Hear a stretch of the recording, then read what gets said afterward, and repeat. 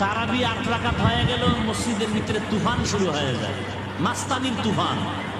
8 রাকাতওয়ালারা বুক ফুলায় বের হয়ে যায়, মনে হয় খুব ভাব ভিতরে। ভাবে কি আছে এখানে? তুমি 8 রাকাত না পড়িয়া তারাবি বাদ দিয়ে রাস্তায় বিড়ি টানলে কোন সরায় তোমাকে ডাকবে? কিন্তু যেহেতু পড়তে আসছো, বাহাদুরি আর মাস্তানি করার কি আছে? আমি গুলশান মসজিদে বলে দিয়েছি, 8 রাকাতওয়ালারা বারান্দায় দাঁড়াবেন, ভেতরে নয়। 20 রাকাতওয়ালার ভেতরে কোনো যেন ইবাদতে মানসিক অবস্থা দুর্বল না হয় আপনি চলে যাওয়ার কারণে। আপনি 8 রাকাত পরে চলে যাচ্ছেন কেন? 20 রাকাত পড়া হারাম। বুকের পাটা তাজা থাকলে দাঁড়ায় বলো প্রমাণ সহজে হারাম। তোমার হারাম মাস্তানি মক্কা মদিনায় আগে দেখাও, এরপরে বাংলায় দেখাও। সেখানে মাস্তানি দেখাও না কেন?